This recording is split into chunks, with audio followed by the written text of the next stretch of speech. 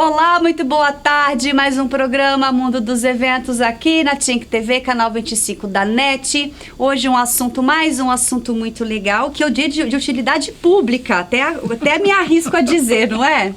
Pastor Marcelo Chaves, da Igreja Verbo da Vida, Igreja Evangélica, né? Vem aqui nos contar as regras para um casamento. Porque todo mundo tem mais conhecimento na Igreja Católica, né? E a Igreja Evangélica eu sinto que falta um pouco de conhecimento. Então, vamos lá, pastor, que primeiramente nem parece que você é um pastor, né? Porque a gente tem um estereótipo, né? Né? Do pastor, do padre, você é tão descolado, 45, ó. Super aí jovem. Obrigado. Maravilha. Eu acho que isso atrai também, né? Sim. Muita gente Sim. aí para sua igreja. Mas vamos falar hoje aqui de casamento. Quais são os documentos necessários? A pessoa está na sua igreja, vai casar. O que ela tem que fazer? Qual é o primeiro passo? O primeiro passo é se dirigir até o cartório local com os documentos que são RG, CPF, comprovante de residência e certidão de nascimento. Ela vai dar entrada e vai aguardar isso aproximadamente aí, acredito que 30 dias antes da data pretendida. E aí o cartório vai enviar uma resposta, depois uma averiguação se ambas estão desimpedidas para contrair matrimônio. Depois disso, ela recebe um documento do cartório, que é levado à igreja no dia da cerimônia. E aí ela vai assinar esse documento junto com as testemunhas. Após a celebração da cerimônia na igreja, ela retorna ao cartório para dar entrada e receber a certidão de casamento. Tá, então o primeiro passo é procurar o cartório e depois na igreja. Isso. Qual é o trâmite? Qual é o valor? Paga-se um valor para casar na igreja? Tatiana, evangélica? Isso vai variar de estado para estado. Então, acredito que em torno de 300 a 400 reais, dependendo do estado. São Paulo, Rio de Janeiro, Mas Espírito isso no Santo. civil? Isso no civil são as despesas cartoriais. A igreja evangélica não é comum cobrar para celebrar um casamento. Igreja evangélica da Verbo da Vida ou geral? Das igrejas evangélicas que eu conheço, não é comum cobrar para celebrar um casamento, porque está celebrando o casamento dos membros ou das ovelhas daquele rebanho, daquela igreja local. Então, geralmente se faz uma espécie de um acompanhamento para os noivos, uma orientação básica do que é a vida dois, o que é a vida de casado. Isso pode durar em torno de 6 meses, previamente falando. Nossa, é mesmo? Exatamente. Porque nem sempre nós casamos sabendo de tudo que é casamento, né? Não, mas a gente nunca, exatamente, a gente não sabe não. Até porque se falar para nós como que é antes, a gente não casa. Desisto. Não é? Desisto. Então acontece esse acompanhamento prévio de 6 meses aproximadamente. E em seguida se marca a data e se celebra o casamento. Então não é comum na igreja evangélica cobrar para celebrar. Seria o equivalente a um pastor como um pai está celebrando a união de filhos que ele cuida e apacenta na igreja. Entendi. E a documentação de dentro da igreja, tem alguma coisa? Sim, a igreja ela fornece um documento que pode ser apenas com o papel timbrado da igreja, que se chama termo de requerimento. Então, esse documento ele é levado ao cartório. Esse documento precisa ter a assinatura do pastor que vai celebrar o casamento com firma reconhecida, informando que ele vai celebrar a união daqueles dois naquela data, naquele local. E aí, a partir de então, o cartório fornece a documentação que é assinada no dia do casamento, né? Pelos noivos e pelas testemunhas. Então, é necessário que esse requerimento ele seja aprontado ou ele seja gerado pela igreja onde a cerimônia vai acontecer ou onde o pastor ele preside e é o celebrante. Entendi. Você disse que faz um acompanhamento por volta de 6 meses com o casal. É pago o acompanhamento? Também não. Também não. E é o quê? É tipo um curso, umas aulas semanais? Como que é? Sim, a gente procura fazer a coisa o mais informal possível para que os noivos estejam à vontade. E aí nós vamos dar algumas orientações do que é o casamento. Dá algum tipo de instrução, como, por exemplo, como se resolver um conflito, não permitir que as histórias familiares interfira na constituição daquela nova família, porque eles chegam com uma história, com uma criação, com uma estrutura familiar, e agora os dois estão casados. Então, antes que eles contraiam o matrimônio, é interessante já falar que essas coisas vão acontecer. Que legal! Para que eles tenham pelo menos uma orientação prévia e possam lembrar de que em algum momento eles foram orientados. Entendi. Eu diria, isso vai impedir que os conflitos aconteçam? Não. Mas já vai orientá-los em relação a, quando acontecer, eu sei como me comportar. Muito mais preocupado com a parte comportamental do que técnica da coisa, né? Gostei. Exatamente. Muito bom. A gente fala igreja evangélica, mas tem muitas igrejas evangélicas. Sim. Existe uma doutrina única que todas as evangélicas têm que seguir? Como, comparando a da católica, o Papa fala e é universal, mas cada paróquia ou cada pároco pode mudar ali alguma coisa ou outra. Na evangélica acontece a mesma coisa? Tem alguém que dita essas regras? Sim. No nosso caso, nós temos um presidente fundador que já partiu para o Senhor, e aí estabeleceu-se um outro líder também. Então, o conjunto de ensinamentos, ou aquilo que nós chamamos, né, de profissão de fé, isso para a denominação, né, Igreja Evangélica Verbo da Vida, é seguido de coração, fielmente, para que a coisa ela funcione da forma mais organizada e ordenada possível. Dentro do aspecto do casamento, eu acredito que as igrejas sejam unânimes em relação ao que são os valores para se estabelecer um casamento, penso eu. Embora não conheça muito das demais, mas eu acredito que aquilo que é bem claro, bem óbvio, seja seguido à risca por todas as igrejas. Mas não tem um manual, assim, tem um protocolo a seguir? Tem uma cartilha onde os pastores tem que seguir aquilo? Acerca do casamento? Isso. Então, acerca do casamento, Tatiana, vai se seguir basicamente, diretamente, aquilo que as escrituras dizem. Então, um casal de noivos, eles precisam, em primeiro lugar, estarem livres para contrair o matrimônio. Isso. Então, não é correto, por exemplo, celebrar um casamento na igreja entre um casal que ambos não são divorciados. Certo. Então, diante da lei, nós estamos falando da cultura e lei brasileira, isso não é permitido. Então, se não é permitido perante a lei brasileira, biblicamente falando, a gente também não está aqui para contrariar aquilo que são as leis da nossa nação. Entendi. Então, biblicamente falando, não seria correto, até mesmo porque eles têm questões a resolver ainda.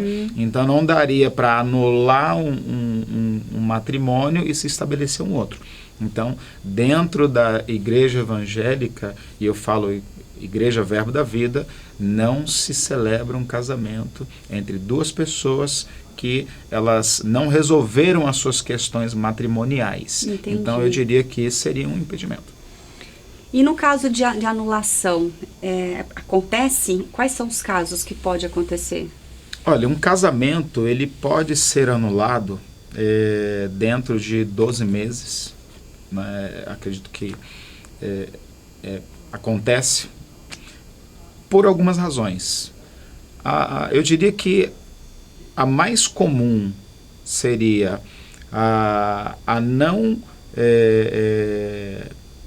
o fato de não se acontecer o ato sexual. Porque quando se fala de casamento, o que realmente sela um casamento não é aquele documento assinado, é o ato sexual. Então, se não existe ato sexual, não existe casamento. E aí, uma das partes, elas podem entrar com pedido de anulação. Sim. E até a lei brasileira mesmo permite, sim, né? Sim, permite que seja anulado, né? Embora a gente torce para que não aconteça, ore para que não aconteça, né? Mas é uma das regras, sim, para se anular um casamento. Já teve na Igreja Verbo da Vida uma anulação? Não que eu conheça. Não. E qual é outro aspecto? Esse e qual um outro? Então, nós poderíamos discutir vários assuntos a respeito, mas eu acredito que esse seria o principal, né? Porque acabou não acontecendo o casamento e não dá-se uma legalidade para se anular, porque ele não aconteceu. Existem outras histórias também de violência doméstica dentro desse prazo de 12 meses. Triste, mas é verdade. Então também pode se anular. Né? Então, como as leis vão mudando de tempos em tempos, então eu acredito que pelo menos essas duas seriam as mais conhecidas e as mais utilizadas para se anular, um casamento. Entendi. A gente está falando de casamento homem e mulher. Como que a Igreja Verbo da Vida entende o casamento homoafetivo? Então, nós fazemos aquilo que as Escrituras nos mandam fazer. Então, quando a Bíblia fala sobre a união, ela fala da união entre um homem e uma mulher. E hoje, com todo esse crescimento, com todas essas novas leis, não diria sendo aprovadas, mas se batalhando para se aprovar leis acerca da união entre homens e mulheres, né? Então nós ficamos com aquilo que as Escrituras dizem. Nós não, por exemplo, nós não interferimos naquilo que é o desejo de um homem se unir com um homem ou de uma mulher se unir com uma mulher. Mas, ao mesmo tempo, nós prezamos aquilo que é a nossa fé, aquilo que é a nossa crença, a nossa maneira de viver e de ser. Então, se as Escrituras dizem que deixará o homem, o seu pai e a sua mãe, e unir-se à sua mulher, e serão ambos uma só carne, então nós temos o direito de celebrar um casamento entre um homem e uma mulher. Entendi. Tá, mas aí é muito mais pelo fator da doutrina de não realizar um casamento homoafetivo, mas não por falta de condição. Ou seja, se tiver algum pastor que queira fazer esse casamento, ele pode ser cassado, ele pode ser, não sei nem se é essa palavra cassado, mas ele responde juridicamente ou internamente para a igreja? Tatiana, eu acredito que dependendo da instituição, pode ser que ele seja muito criticado, pode ser que ele tenha algum tipo de punição por estar contrariando o manual que é a Bíblia Sagrada. Então, o manual já é a própria Bíblia, né? Não precisa de outro. Não precisamos, né? Então, se o manual sagrado está dizendo, né, que a celebração entre um homem e uma mulher, então, a princípio, quando um pastor ele faz isso, ele está contrariando o próprio manual. Certo. É bem verdade que existem hoje, por exemplo, igrejas que eles celebram sem problema nenhum. Existem igrejas que são pastoreadas hoje por casais de mulheres, casais de homens. Eu penso que é muito mais saudável não se discutir aquilo que o outro pensa. Eu não vou ser juiz, eu não vou me colocar dessa maneira. Eu vou agir da maneira que eu entendo ser o correto. Então, no meu caso, se você me perguntar, Marcelo, você celebraria a união entre um homem e outro homem? Eu não celebraria. Eu vou seguir o meu manual de vida, que é a Bíblia Sagrada. Perfeito. Entendi. Maravilha. Pastor pode celebrar fora da igreja? Sim. Fora do templo? Tranquilamente? Pode. E custa? Então, os custos, isso é a cargo dos noivos, pela alocação do espaço em que eles desejam que a cerimônia seja realizada. Mas eles pagam? Você cobra para você ir para lá? Não, em momento algum. Nenhum tipo de deslocamento, combustível. Nem isso você cobra? Acréscimo. Não. Nossa, sério? Sério. Meu Deus, eu vejo cada coisa, cada contrato que eu pego de padre, de pastor por aí. Eu diria, Tatiana, que, como eu falei no início, a nossa relação com os membros da igreja é uma relação muito semelhante a pai e filho. Então, imagina que eu for celebrar o casamento dos meus filhos, eu vou cobrar para celebrar. Entendi. São meus filhos. Então, nossa, que bacana. Essa é uma relação que você faz todo um acompanhamento daquele casal de membros que são membros da igreja, convive com eles, entende, acompanha cada dificuldade.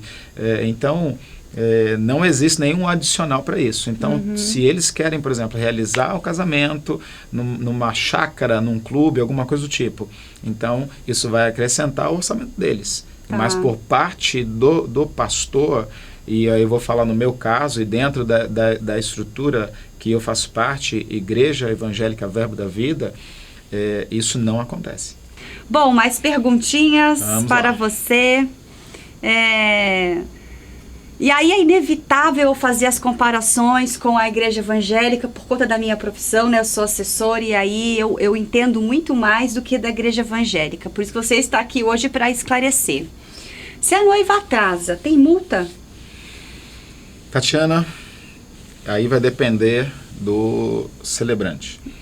Então, como eu falei, se a igreja evangélica ela não tem o hábito de cobrar para celebrar um casamento, então não há a possibilidade, porque não existe um contrato, não existe a possibilidade de ter uma multa. Não faz o contrato? Quando ela contrata, lá vou casar aqui tal dia, ela não tem um documento que assina? Não tem nada disso, é tudo mais direto.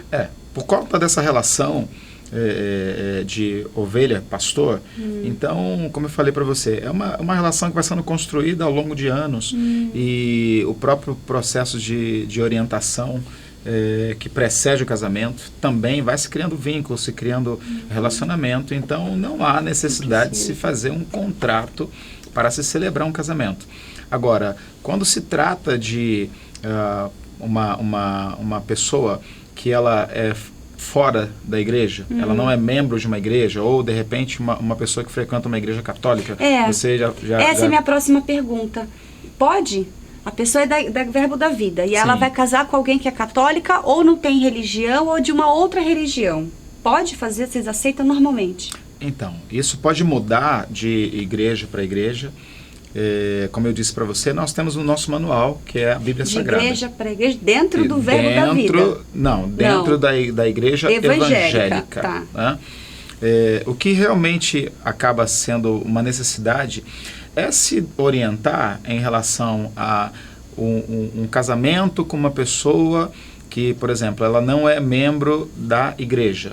Então não existe, por exemplo, nenhuma restrição em relação a isso. Mas cabe a nós, pastores, orientar essa pessoa que vai se casar, para que ela conheça essa pessoa, ela entenda que ela está entrando numa relação onde existem valores distintos. Então, como um cristão, por exemplo, eu tenho valores, e a partir do momento em que um cristão se envolve com uma pessoa que não é cristão, ela tem valores que são distintos. Pode ser que em algum momento isso leve ou é cristão, mas é de outra igreja com outros valores, Acontece. É que às vezes é muito comum se falar, por exemplo, daquele que frequenta uma igreja evangélica e aquele que se diz, eu sou católico. Porque geralmente quando alguém diz assim, olha, eu não sou evangélico, geralmente ele vai dizer, eu sou católico, mas eu sou um católico não praticante. Ele está dizendo, eu acredito em Deus, mas eu não frequento uma igreja, seja ela católica ou evangélica.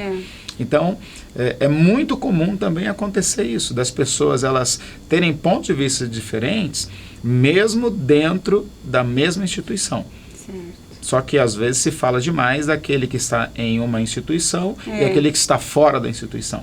Certo. Então, cabe a nós pastores, e é por isso que existe a necessidade de ter esse acompanhamento, orientar em relação a valores distintos e que em algum momento isso pode levar o casal a uma rota de colisão. Então, é necessário que se haja essa orientação. Agora, pode-se celebrar o casamento? Pode. Não vou dizer que é errado. Né? Se pode celebrar, sim, né? Desde que haja uma orientação e que essa pessoa ela esteja ciente das responsabilidades, né? Porque casamento é isso, né? Vida com Deus, cristianismo é isso. Nossa, e com Deus já é difícil, que dirá sem, né? E um tem, o outro não tem, um crê nisso, um crê naquilo. Exato. E aí é mais uma coisa para administrar, né? Dentro de tantas outras que a gente tem. Se puder levar os dois a convergir ao mesmo ponto de raciocínio e de crença, a coisa se torna bem melhor. Facilita, eu falo por experiência própria, isso mesmo. Vamos lá, rituais da cerimônia. Tem os rituais certinhos? que tem que acontecer? Existe todo um passo a passo dentro daquilo que é o básico da celebração de um casamento. Agora, às vezes isso fica a critério da pessoa contratada, né, que geralmente é uma cerimonialista, e aí ela tem direito, de acordo com a concordância dos noivos, a alterar alguma ordem, incluir alguma coisa. Existe, por exemplo, o caso de pessoas que elas cantam. Então, em algum momento na celebração, se o noivo ele é cantor ou tem aptidão para música, ele vai querer cantar uma canção para a esposa. Certo. E vice-versa. Então, isso pode se incluir na cerimônia. Mas, geralmente, é o básico, a entrada dos padrinhos. É a mesma coisa, os padrinhos entram primeiro, depois os pais, aí as crianças também podem entrar junto. Isso. Vocês aceitam as plaquinhas? Na católica tem muita entrada de imagem, no caso, Sim. a evangélica não, né? Mas Sim. aceita essas N entradas? Ou vocês vetam alguma coisa? Então, claro, vamos ao bom senso, sim, né? Vamos sim. falar com de bom senso, Sim. né? Senão, né, tem que colocar isso no manual, bom senso. Exatamente. Aquilo que não fere o bom senso e que não contraria a nossa profissão de fé, não tem nenhum problema. Então, existe a entrada de plaquinhas com frases, isso não tem nenhum problema. Como eu acabei de dizer, a cerimonialista ela vai cuidar de toda essa parte, de como vai ser o passo a passo. E existe aquilo que é o básico, não vai mudar. Entrada de alianças, em alguns casos existe a celebração de uma ceia, pós celebração do casamento, a primeira ceia do casal. Mas se não muito for livre, nada... pelo que eu senti, né? Exatamente. Assim, é um livre com bom senso, e com responsabilidade. Bom senso nunca é demais. Nunca vai ser demais. Perfeito. Exato. A pessoa tem que ser batizada na igreja evangélica para casar? Esse é um outro ponto, Tatiana, de bastante discussão, até mesmo dentro da igreja evangélica. Então, como se trata? A gente está falando aqui de um pastor celebrando casamentos. Então, a minha experiência, eu celebro casamentos de membros da igreja que eu sou pastor. Então, eu tenho uma relação com essas pessoas, eu procuro orientá-las dentro daquilo que as escrituras têm a dizer. Agora, curiosamente falando, o batismo nas águas não tem nada a ver com casamento. O batismo nas águas é uma cerimônia ou uma ordenança, vou usar essa expressão, bíblica, para alguém que professa a sua fé em Jesus Cristo. Então, eu tomei a decisão de aceitar o sacrifício de Cristo, eu me torno agora um cristão, e aí, automaticamente, posterior a essa decisão, eu vou passar pelo batismo nas águas. Certo. Então, isso tem muito mais a ver com a minha profissão de fé do que com o meu casamento. Entendi. Então, não existe dentro daquilo que hoje, como pastor, eu possa dizer que se essa pessoa ela não foi batizada nas águas, então ela não pode se casar, né? Então, não tem uma relação. Não tem uma relação. Não. Interessante, entendi.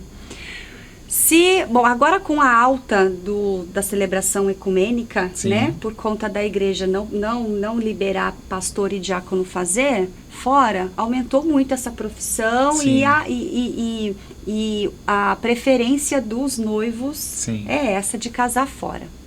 E aí tem N rituais, N cerimônias temáticas. Vamos supor que, por ser uma mais livre a igreja evangélica do que a católica, pelo que eu estou vendo, a pessoa queira incluir ritos de uma celebração ecumênica pedindo para você ou para um outro pastor fazer. Vocês aceitam?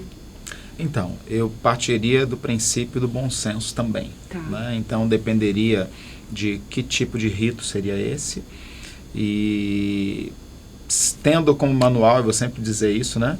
Tendo como manual a Bíblia Sagrada, eu preciso, devo e de coração eu vou me manter nela. Então, nenhum rito que possa contrariar aquilo que eu acredito como cristão, eu aceitaria como algo sendo incluso numa cerimônia de casamento, né? Tá. Agora, para nós, no caso, Tatiana, isso acaba sendo muito raro acontecer por conta dessa relação, sabe, de tempo. Então, acaba se conversando bastante sobre detalhes, sabe, o que é legal, o que não é, essa música ou aquela música. Então, é muito difícil isso acontecer. Entendi, perfeito. E daria então para fazer assim, eu tô falando porque eu como assessora já vi isso, ela era evangélica e Sim. o pastor foi até fazer a cerimônia. E ele não era nada, assim, de nenhuma religião, mas ele queria um Sim. amigo falando coisas bonitas e fazendo o papel. Sim. E os dois celebraram juntos. O pastor seguiu o rito dele, Sim. a doutrina dele, e o amigo. Isso pode? Então, isso acaba sendo acordado entre as partes, porque eu sei que o assunto em si é o casamento, mas nós temos que pensar também que a gente está falando de duas pessoas. Né? Então, nós precisamos entender e até acreditar que elas vão sair bem. E eu penso que muito mais do que ficar defendendo um ponto de vista religioso, é preciso pensar naquilo que aqueles dois estão iniciando como vida. Nossa, perfeito. Então, eu penso que se as partes concordam, eu já vi casamento sendo celebrado entre dois pastores. Já vi casamento celebrado entre um pastor e um padre, porque a moça era da igreja católica e o rapaz era da igreja evangélica. Eles decidiram se casar, houve uma concordância entre as autoridades e eles decidiram trabalhar em equipe para que o casamento acontecesse. Então eu quero pensar que tão importante quanto as regras do casamento, eu vejo que o que Deus deseja realmente é alcançar aquelas pessoas. Sim. Então elas são importantes. Eu penso que se houver a necessidade de um acordo entre ambos, eu não vejo nada de errado nisso. Tudo bem, entendi. Aí o casamento é na chácara, que é o que mais Sim. acontece, e a noiva quer que o cachorro dela entre com as alianças, que ela vai entrar, o que é?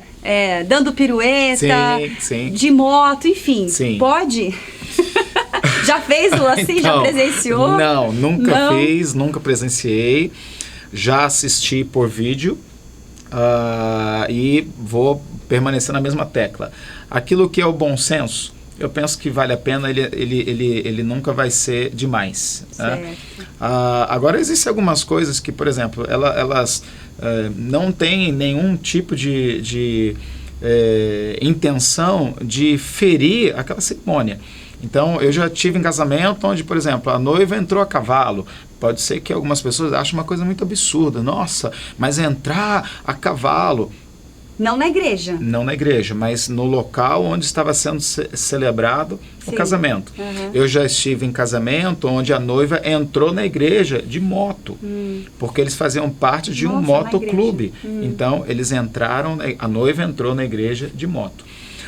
Então, se não há nada que vá ser tão gritante, tão fora do normal, dentro dos valores e da ética familiar, cristã, eu não vejo nada demais, desde que não seja nada que extrapole o bom senso. Né? Então, por exemplo, imagina que eu vou celebrar o casamento de um casal, entre um casal de noivos, que eles são membros de um circo. Eu não posso impedir que o camarada entre dando pirueta.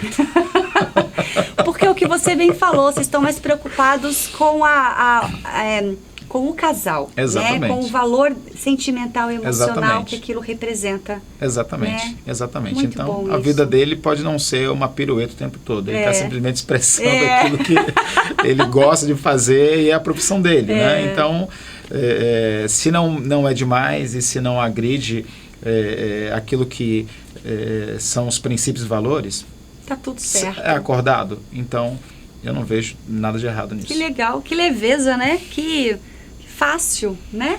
Muito bom. Última pergunta. Vai falar aí. O que passou pela sua cabeça?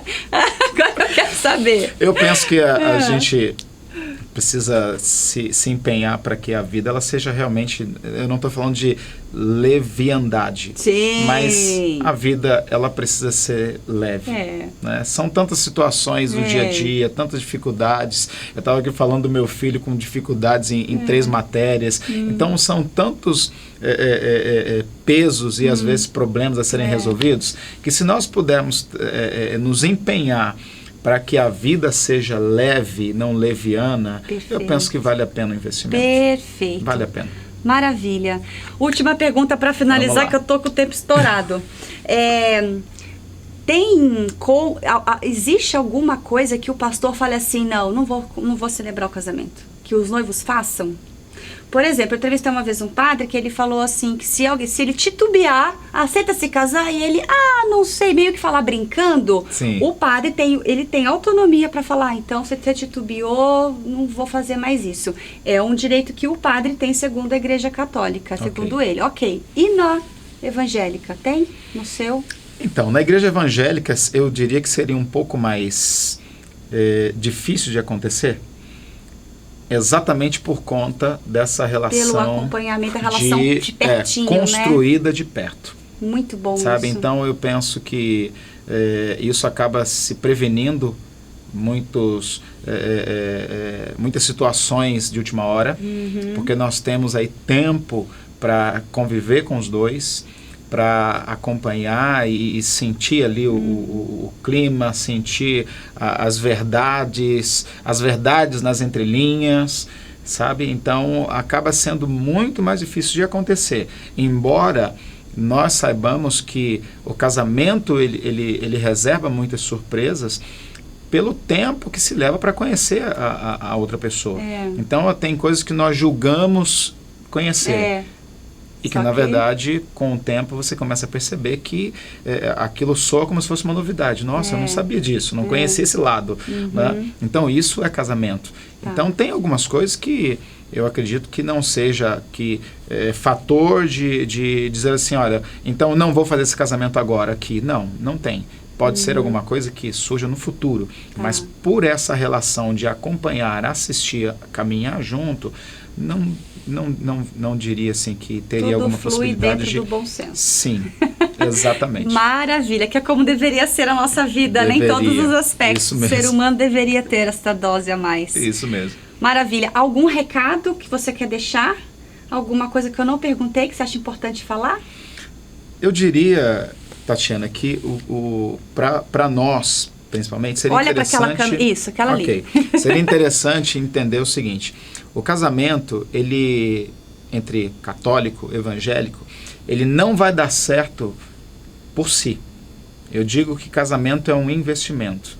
E às vezes eu percebo que, da mesma maneira que um estudante de medicina, ele investe no mínimo 8 anos para se formar como clínico geral, e depois buscar uma especialização em uma outra área, porque ele quer ser um excelente profissional.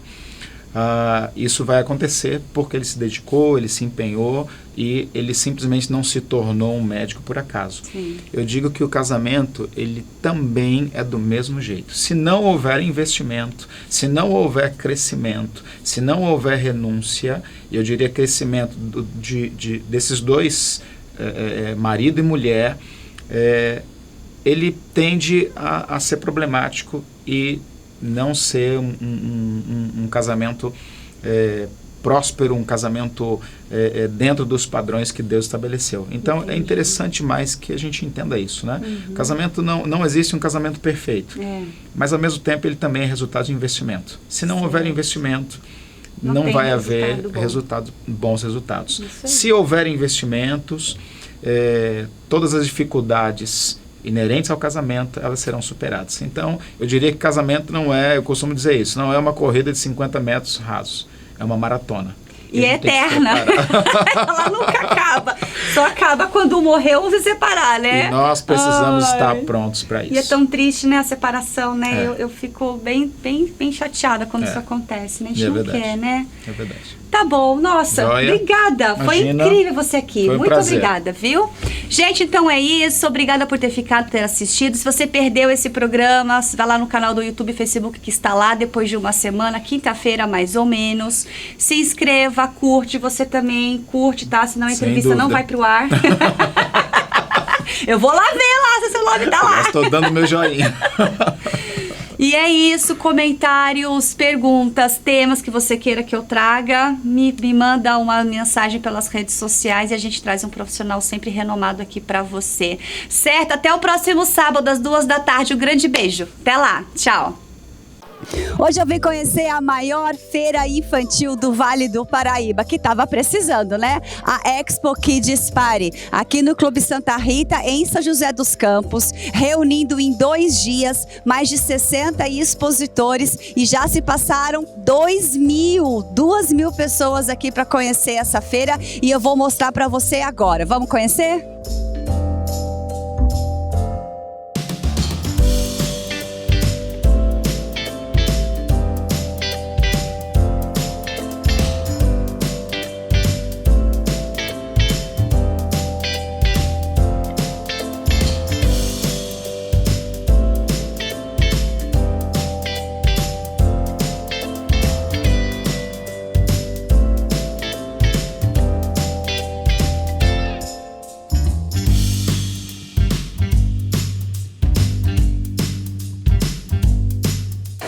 Vou conversar agora com a Georgia Paca, dona da Georgia Paca Festas, que é a organizadora aqui do evento, né? Como que é? Como que surgiu esse evento? Oi, Tatiana. Na verdade, a Expo surgiu há 2 anos atrás, de um projeto, de um sonho e de uma idealização minha e da Adriana Nomura, que é uma sócia grande parceira, que é a dona da Casa de Festas, também locações. E aí a gente acreditou nesse segmento e nessa possibilidade de trazer um evento único para a cidade, para a região. Então foi assim que a Expo Kids Party surgiu, há 2 anos atrás. Essa é a 2ª edição aqui mesmo, né? Isso. E com quantos expositores a feira conta? Hoje a gente conta com uma média de 45, 47 expositores.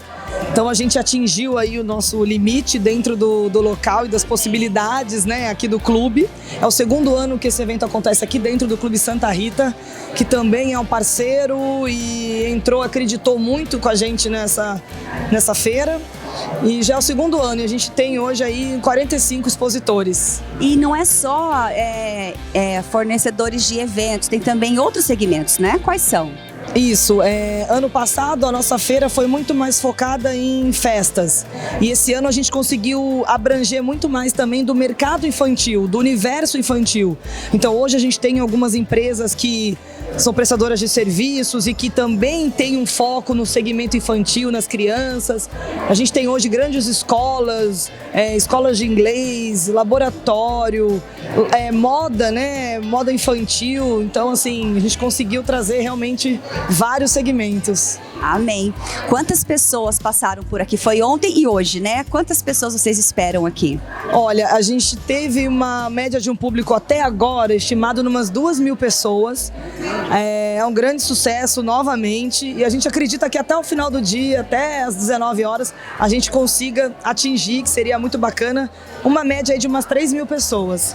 E muito, muito legal, Jorge. Quem tá de casa acompanha sabe que o mercado estava precisando mesmo de um evento dedicado ao infantil, né? Você veio na hora certa. Isso. Na verdade, exatamente. A gente tinha uma carência, né? Existia uma carência de juntar os melhores fornecedores, as melhores empresas, que todo mundo pudesse se conhecer dentro do mercado, que a gente concentrasse num lugar só, uma festa inteira, um mundo infantil dentro de um só lugar, que a gente pudesse lançar tendências. Então isso era muito importante. A gente queria criar um espaço, um evento, onde a gente tivesse os melhores fornecedores de bolo, doce, prestadores de serviços de fotografia, filmagem, entretenimentos, recreações, tudo que fosse possível. e que o cliente, um possível, né, consumidor final, tivesse acesso. E que as próprias empresas e fornecedores também pudessem se conhecer entre eles. Porque muita gente trabalha junto, tá nas mesmas festas junto e não se conhece muitas vezes. Network é muito importante, né? Exatamente. Então, esse foi um grande lance e que deu muito certo ano passado e que esse ano também, graças a Deus, tá tudo certo. Maravilha. Então, com esse sucesso aqui, tenho certeza que ano que vem vai acontecer de novo, né? E aí, para quem quer patrocinar, para quem quer vir como fornecedor ano que vem, como que encontra você? Geralmente a gente termina uma edição do evento, né, agora, nessa semana, e a gente provavelmente no início do ano lança com as novidades, com o que a gente vai trazer de novo para 2020. E aí muitas vezes a gente entra em contato com as pessoas, quem tiver interesse pode entrar em contato com a minha empresa ou com a Adriana também, com a loja dela, e a gente conversa um pouco mais sobre os próximos passos, né? Sobre as tendências de 2020 que vão chegar aí, né? Qual que é o seu Instagram para a pessoa conhecer? Bom, quem quiser conhecer a minha empresa é Georgia Paca Festas. A gente cuida de toda a parte de assessoria e organização de eventos, de festas, e a gente tem hoje um buffet infantil, que é muito bacana, que atende aí muitas festas em muitos lugares. Muito bom. E também tem o Instagram do próprio evento, né? E tem o Instagram nosso do evento, quem quiser acessar, quem puder, né, tá vindo ainda hoje, é a Expo Kids Party. Então esse é o nosso Instagram e oficial do evento. Maravilha. Georgia, parabéns pelo evento, parabeniza aí a sua sócia Adriana, né? Sucesso para você. E a gente vai continuar aqui girando para mostrar mais a feira para você. Fica aqui. Obrigada.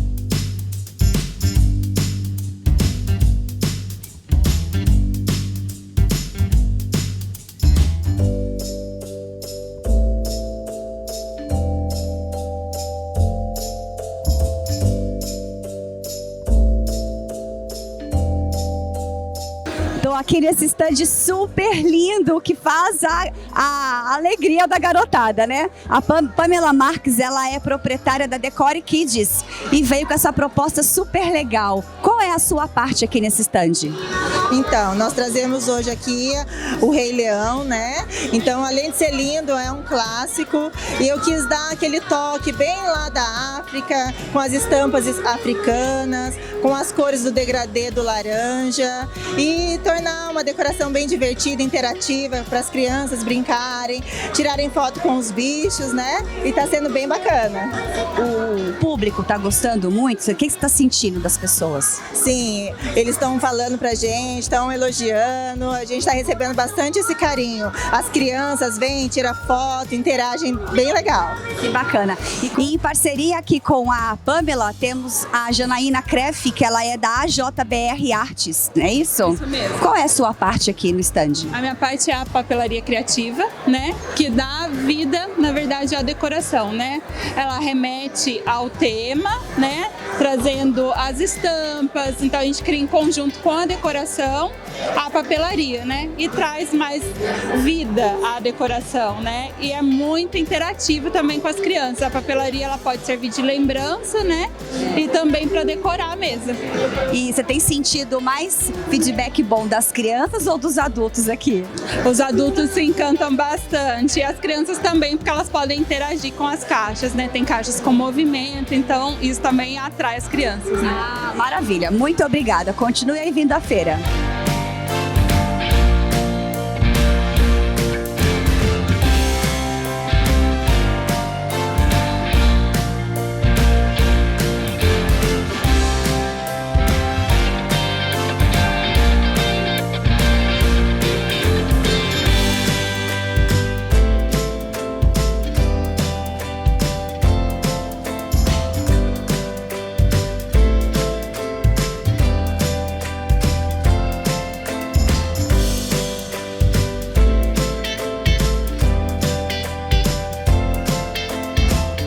conversar agora com o Rafael Marota, do SEIB Medicina Diagnóstica. Rafael aqui do marketing de São José, né? Que eu tô sabendo que ano passado veio como expositor e agora se tornou patrocinador. O que te motivou a ser patrocinador? Isso mesmo, ano passado viemos como expositor para expor aí os nossos diferenciais de atendimento a crianças, né?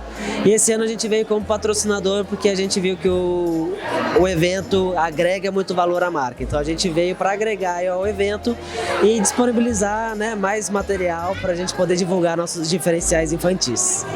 Maravilha. E quais são os diferenciais infantis?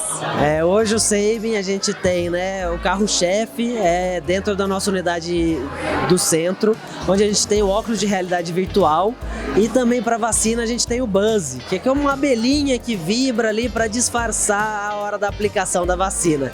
Então as crianças ficam distraídas e não percebem tanto a picada da agulha, né? Que legal. E o que você espera desse evento para o laboratório?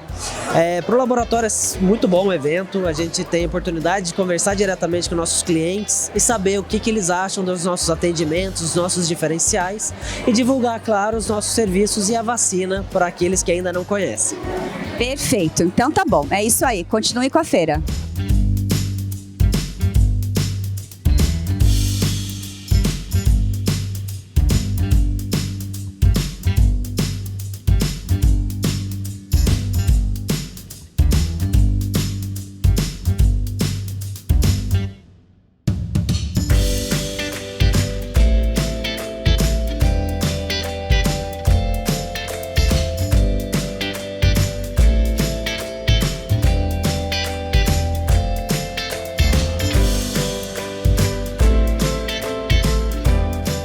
Olha que conceito interessante de decoração, o balão, né?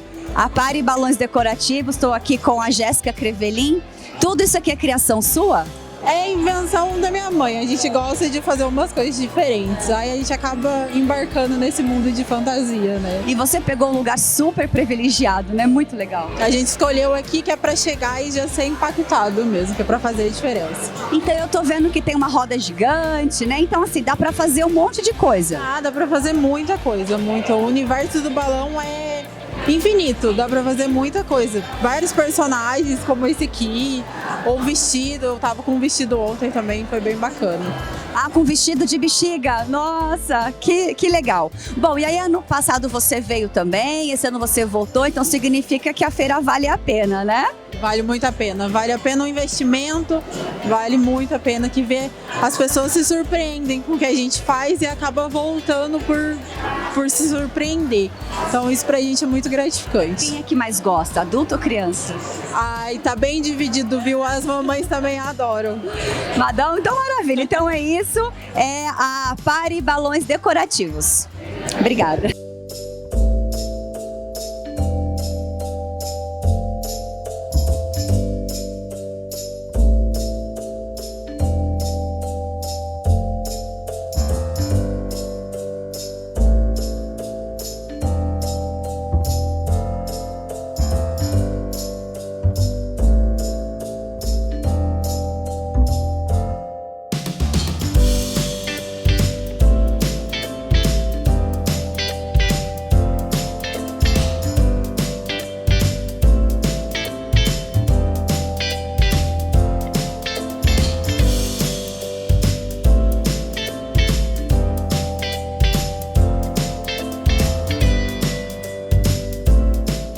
Bom, gente, é isso. Essa foi a Expo Kids e Pari, feita pela Georgia Paca aqui de São José. Um evento super interessante que realmente o Vale do Paraíba precisava, né?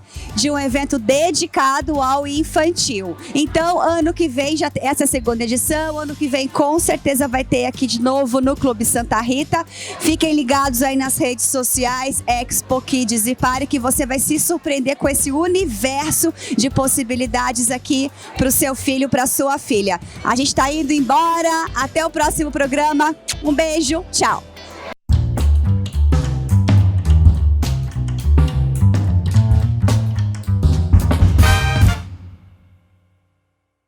Vamos para as nossas dicas preciosas de hoje?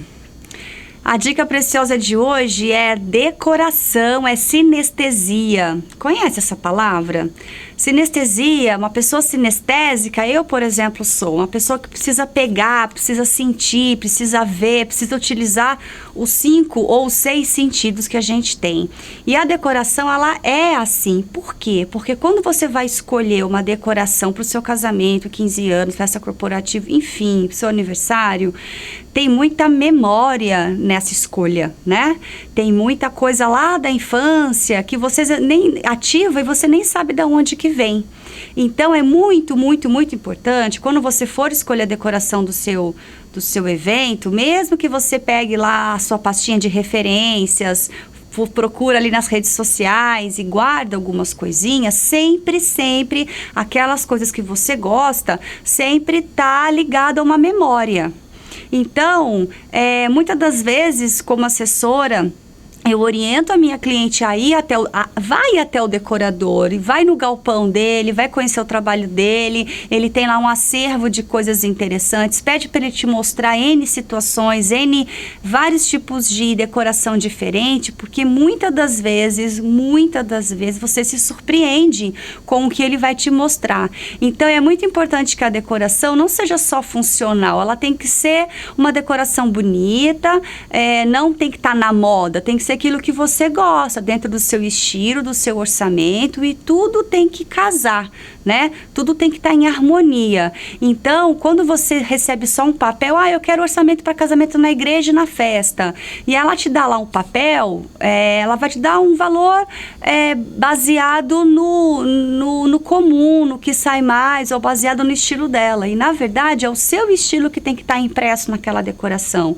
E como você vai saber o seu estilo? Indo até lá, olhando para as coisas. Então, tem vasos de diferentes cores, tamanhos e materiais, assim como tem tecidos, assim como tem móveis, né? Tem decoradores que trabalham muito com movelaria, tem decorador que trabalha muito mais com flores. Então, é muito importante você ter esse acesso, pegar mesmo, sentir, porque o seu perfil tem que estar impresso lá. E no momento onde vai fazer o briefing, que é uma reunião de mapeamento para entender o que você quer, é ali que ela vai extrair.